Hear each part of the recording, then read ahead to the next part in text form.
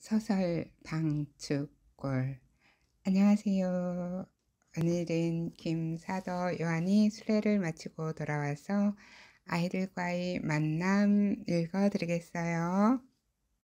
아직 서당을 짓기 전이어서 아이들은 요한의 집으로 몰려와 마루에 앉는다. 삼촌, 무슨 공부 가르쳐 주실 거예요? 인석들 잘들 있었느냐? 야, 공부가 하고 싶으냐? 야, 하고 싶어요. 그래, 가르쳐 주마. 그런데 오늘은 말고 내일부터 하자꾸나. 왜요? 일이 있어. 오늘은 어려울 듯 싶다. 그러면 오늘은 공 치는 거예요? 녀석들, 공 치는 것은 아니다. 그러면 오늘은 삼촌이 어디를 댕겨 오셨는지 이야기를 하는 날로 하면 안 돼요? 공부가 하고 싶은 게냐, 이야기가 듣고 싶은 게냐, 둘 다여요. 허허, 녀석들. 삼촌께서는 조선 천주교회의 조상님들이 순교하신 곳을 댕겨 오신 거지요?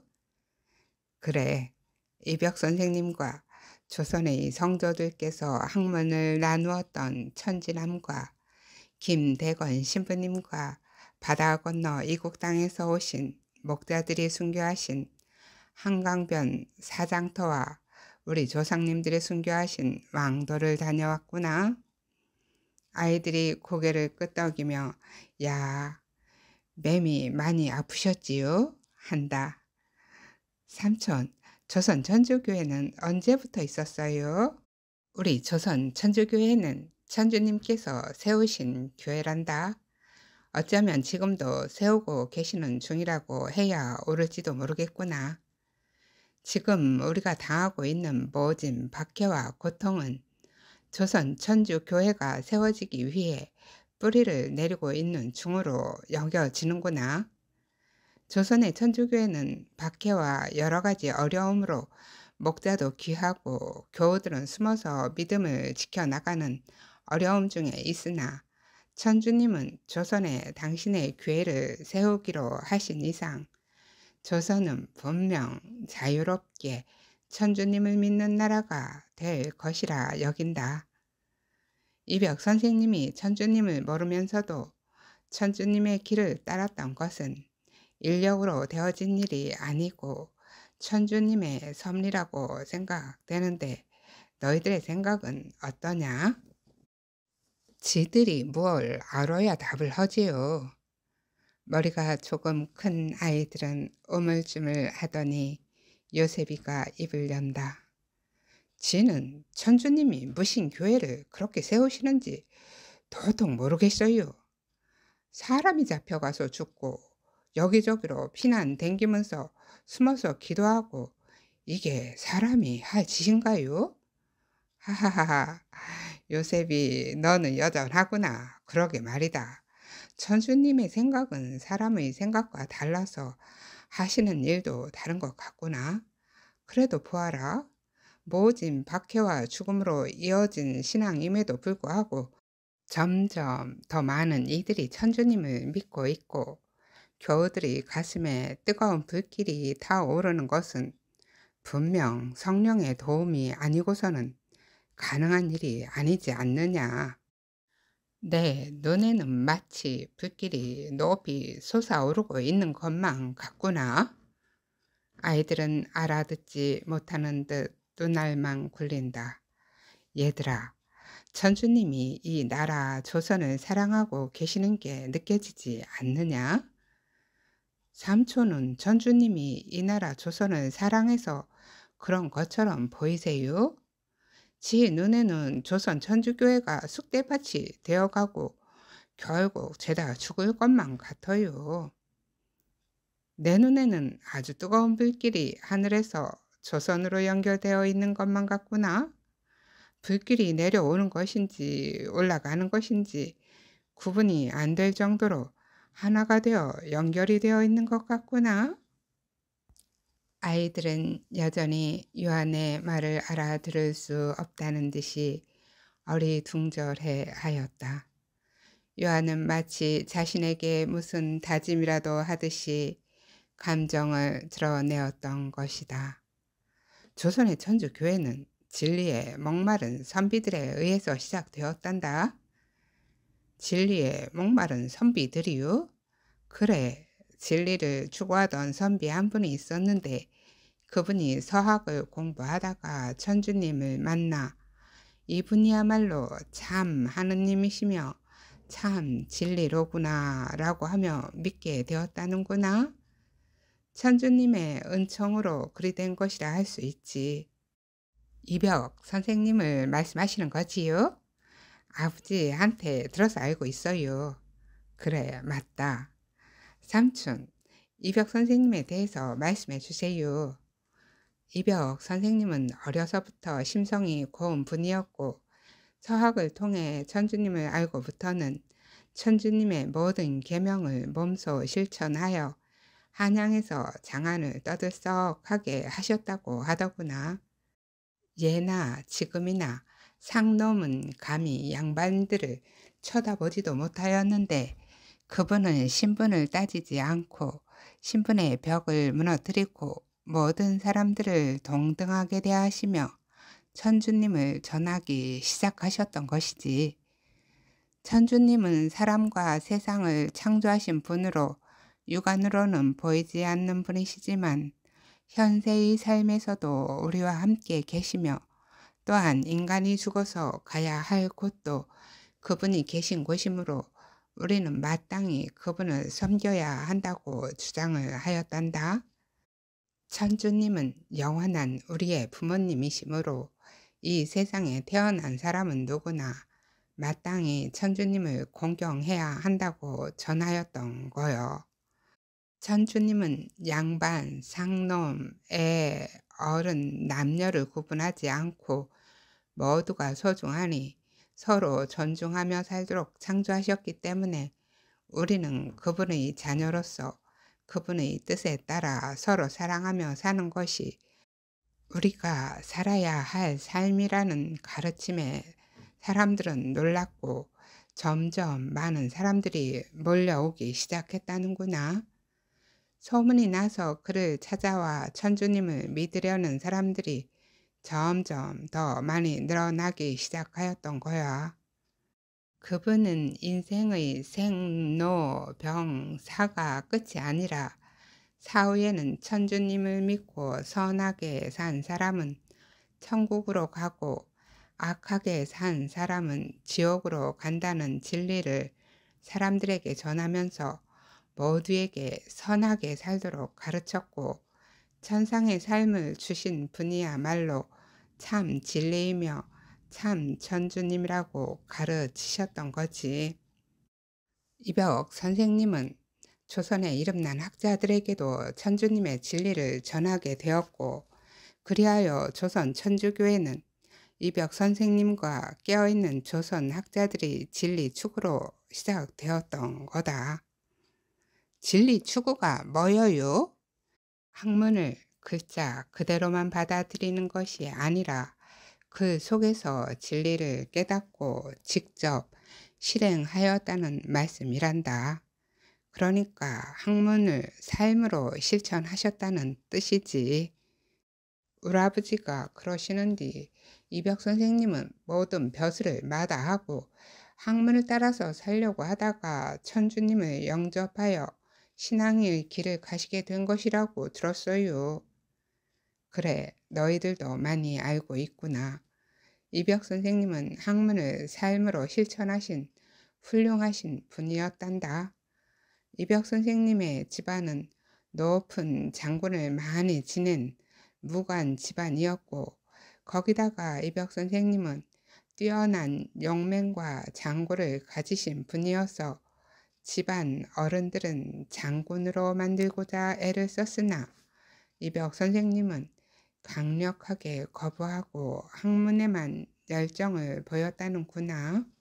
싸움으로 나라를 지키려 하는 것은 옳지 않으니 참된 진리를 찾아 바른 인성을 가짐이 중요하다며 학문에만 열정을 다하는 것을 본 부친은 조선의 제일 가는 학자의 집을 찾아가 아들을 맡기며 가르침을 받게 해 주었는데 그때 만난 스승이 권철신 학자이셨던 거야. 이벽 선생님은 그때 만난 스승 권철신과 수학을 함께 나누던 조선의 제일 가는 학자들과 만나 조선의 천주교회를 설립하게 된 것이라고 할 수 있다. 권철신 스승은 학문을 연구하는 사람이었으므로 서양의 철학, 수학, 종교 등에 관심이 많았고 스스로 연구하면서 제자들에게도 산속에서 열흘이나 한 달씩 강학회를 가지도록 기회를 주곤 하였다는구나.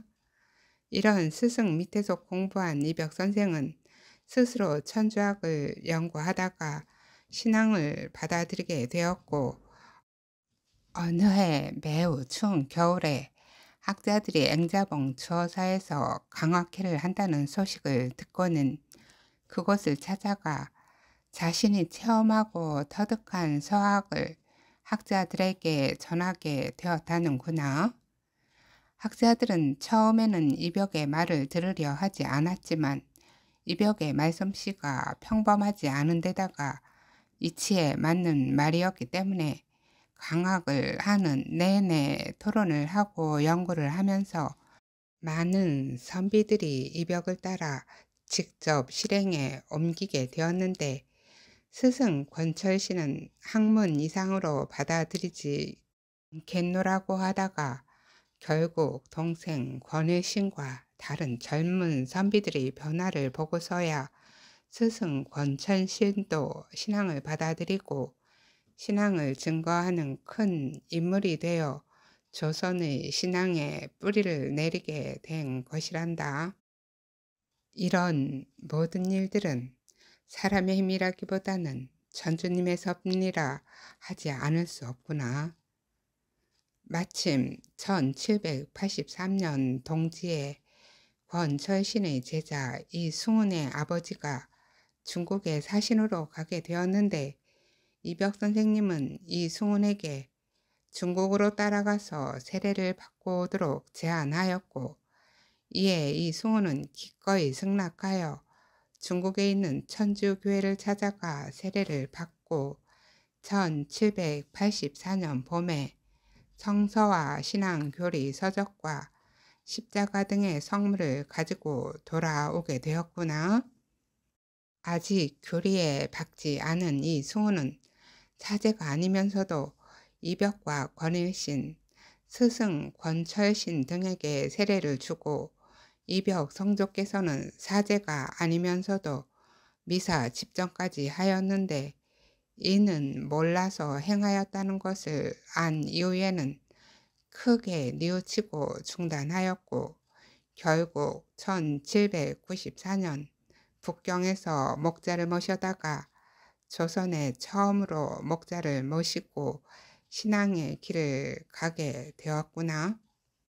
그러나 조선의 첫 목자인 주문모 신부님께서는 6년 동안 숨어서 사목 활동을 하다가 1801년 신유박계 때 순교를 하시면서 조선은 다시 목자 없는 교회가 되었다. 대부분의 열심한 교우들은 모두 잡혀서 순교를 하였고 가족들은 귀향을 가거나 길 잃은 양이 되어 이곳 저곳 산속으로 숨어들어서 신앙을 유지하게 되었던 것이지. 우리 교우들은 그때부터 이주민이 되어 떠돌이로 살면서 신앙 공동체를 이루고 살게 된 것이란다. 그 당시 우리 집안의 조부님께서도 명례방굴에서 염색업을 하셨다는구나. 조부님께서는 천주님을 믿고 공경하며 중국인 목자를 모시고 미사를 드리다가 결국 그분들과 함께 순교를 하셨고 큰 아버님께서는 강원도로 귀향을 가게 되었다. 그러면 이벽 선생님은 어떻게 돌아가신 거예요? 이벽 선생님은 집안의 어른들이 이벽 선생님을 그냥 두었다가는 가문이 망하게 될 것이라며 그분을 방 안에다가 가두어 돌아가게 하셨다고 하는데 자세한 내막은 알 수가 없구나. 높은 벼슬을 많이 하고 학문도 높은 양반 가문에서 그런 짓을 하였대요. 문중 사람들이 몰려와 이벽 선생님의 아버지에게 호통을 저대니 어쩔 수 없이 아들을 가두고 죽게 할 수밖에 없었던 것이라고 하더구나. 그러나 더 자세한 내막은 들은 바가 없어 알 수가 없구나. 천주님을 믿기 시작한 사람들은 모두 지차가 높은 가문의 사람들이라면서 어째서 박해를 받은 거요요? 당시의 풍습과는 다른 길을 걸었기 때문이란다. 신분과 남녀 차별이 심했던 당시에 그분들은 조선에 내놓으라 하는 높은 양반들이었지만 자신들이 부와 명예, 가족 등 모든 걸 버리고 주님이 가르쳐 주신 대로 살았기 때문이란다. 처음에는 이벽 선생님의 집에서 신분을 따지지 않고 모든 사람들에게 가르침을 주고 예배를 드리기 시작했는데 양반들의 반대로 이벽 선생님이 자택에 감금되어 돌아가시면서 권철신의 동생 권일신과 그의 제자들이 명례방골에서 양반, 중인, 평민 할 것 없이 모두에게 천주님의 말씀을 전하기 시작하니 많은 사람들이 모여와 예배를 드리고 가르침을 받으면서 돈 많고 권력 있는 양반들은 이것을 못마땅하게 여겨 어떻게든 몰아내려고 하였던 거지. 결국 박해가 시작되었고 천주학을 신앙으로 받아들이기 시작한 학자들은 대부분 당대 유명한 학자이었으므로 스승 권철씨는 천주교회의 주동자로 지명되어 더욱 큰 비판과 박해를 받았지만 끝까지 신앙을 지키다가 순교를 하셨다는구나. 우리 조선은 언제나 당파 싸움이 심했는데 그때에도 천주님을 믿는 선비들의 반대파에서 서양에서 사학을 들여와 나라를 팔아먹으려는 짓이라며 조상을 버리는 불효막심한 짓이라고 모함을 하여 상황이 더욱 나빠졌던 것이란다. 지금이나 그때나 똑같네요. 그래, 60년이 지난 지금과 다를 바가 없구나. 맞아요. 요즘도 조정에서는 백성들한테 천주교 사람들은 충효 사상이 없는 간신배에다가 부모와 가족도 모르는 천하의 몹쓸 사람들이라며 누구든지 천주쟁이를 보면 즉시 신고하라 했대요. 삼촌, 양반 가문에 태어나서 천주님을 믿는 일은 더 어려울 것이라 여겨져요. 천주님을 믿으려면 계명대로 종을 풀어주고 가난한 이들에게 먹을 양식을 나누어 줘야 하는디 어떤 양반들이 좋아하겠어요? 그렇지. 그럼에도 불구하고 천주교를 신앙적으로 받아들이고 계명에 따라 살기를 선택한 양반들이 지금도 종종 늘어나고 있다는 소식이 들린단다. 양반들이 종에게 재산을 나눠주고 대우해줘야 하는 일이 어디 가당키나 하겠어요. 그런데 그 모든 권세를 버리고 온다는 게 신기해요.